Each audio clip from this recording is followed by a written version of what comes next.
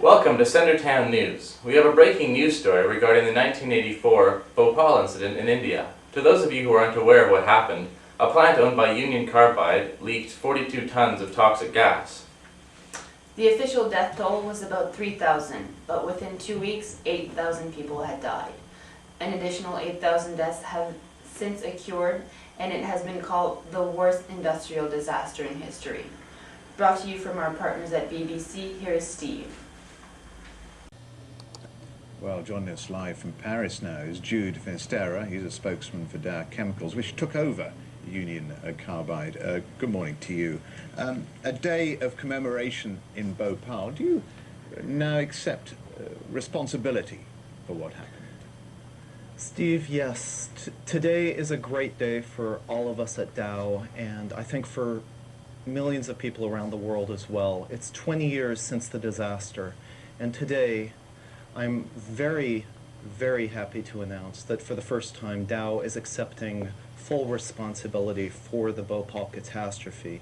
We have a $12 billion plan to finally, at long last, fully compensate the victims, including the 120,000 who may need medical care for their entire lives, and to fully and swiftly remediate the Bhopal plant site. Now, when we acquired Union Carbide 3 years ago, we knew what we were getting, and it's worth $12 billion. $12 billion. We have resolved to liquidate Union Carbide, this nightmare for the world and this headache for Dow, and use the $12 billion to provide more than $500 per victim, which is all that they've seen, a maximum of just about $500 per victim. It is not plenty good for an Indian, as one of our spokespersons unfortunately said a couple of years ago. In fact, it pays for 1 year of medical care. We will adequately compensate the victims. Furthermore, we will perform a full and complete remediation of the Bhopal site, which, as you mentioned, has not been cleaned up. When Union Carbide abandoned the site 20 years ago, or 16 years ago, they left tons of toxic waste, which continues. The site continues to be used as a playground by children. Water continues to be drawn from the groundwater underneath. It's a mess, Steve. And it's a mess, certainly. Jude, that's good news that you have finally accepted responsibility. Some people would say too late. It's 3 years, yes. Almost 4 years on. How soon is your money going to make a difference to the... Unfortunately, that was a fake spokesman set up by the group The Yes Men, who played pranks on corporations. In reality, all corporations, not just Union Carbide, fail to take responsibility for their actions when they kill people or harm the environment. The movie Aaron Brockovich was based off a corporation that had unethical practices and hoped to cover up their mess. After the company PG&E, realizing they poisoned the water supply with the chemical chromium-6 in their manufacturing process, they tried paying off the residents of Hinckley, California. Some of the effects on the human body were cancers, tumors, miscarriages, and back pains. Just like Bhopal, instead of taking care of their responsibilities for their mistakes, they tried to get away with it, which only further harmed the residents and the environment. At least in this case, they lost the lawsuit and had to pay $12.5 million in cleanup, as well as compensations to the victims. This just goes to show the negative effects that corporations can have on societies, as well as on the environment. Corporations can be part of very unethical practices just to save their own image and protect their assets. The well-being of others or the environment surrounding them is not on their top list of priorities. Another corporation which hurts the planet is one we are all familiar with. McDonald's, with all of their corporate might, essentially takes over and destroys developing countries. 36 out of the 40 poorest countries export food to the richer countries, leaving less for their own sustainable development. McDonald's is directly implied in this imperialist economy where the major part of poor colored people stay hungry and white people get larger. Even after refusing to spend money to clean up the environment that they destroy, they still try to find tax breaks. Not simple little 2% deductibles like you and I, but huge tax breaks that shouldn't even be allowed in the global economy. In the United States, companies that make between $25 and $50 million get taxed at a rate of 37%. That's not too bad. That's just under the income tax level. Theoretically, if a corporation has more money, then they can have more employees in North America. Then those employees push their income back into the capitalist economy. But corporations don't want that. Those corporations who have assets of $250 million or more have a tax rate of 20%. That's the same income tax rating as someone who makes $35,000 in Canada. It hardly seems fair, does it? How do they get away with that kind of stuff? The Cayman Islands. Now, I'm all for small countries having an attractive tourism business, but tax evasion?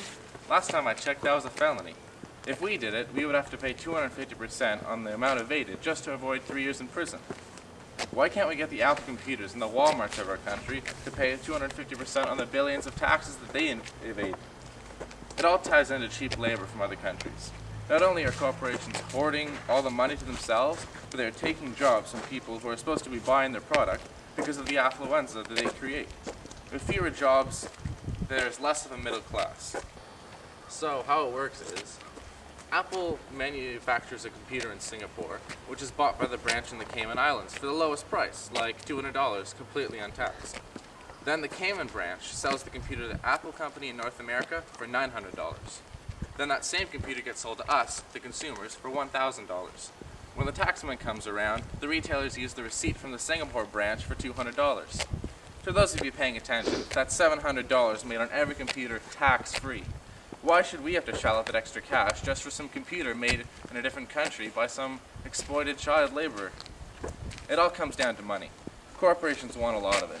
The difference between success and failure in this competitive capitalism that we have created is who can evade taxes better.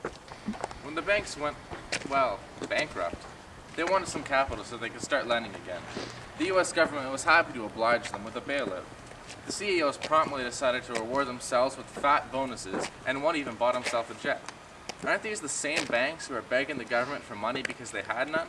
Hell, I could use a jet, but I don't see the government buying me one. The new type of capitalism that our freewheeling Americans have helped create is one that spreads the gap between the rich and the poor. Bush's free market, unregulated capitalism means that corporations can do whatever they want.